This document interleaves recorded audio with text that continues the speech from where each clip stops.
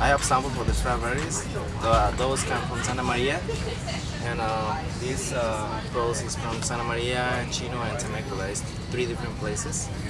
And we have lettuce, spinach, asparagus, artichokes, broccoli, beets, onions. Everything is homegrown. We don't use pesticides there. Everything is really fresh.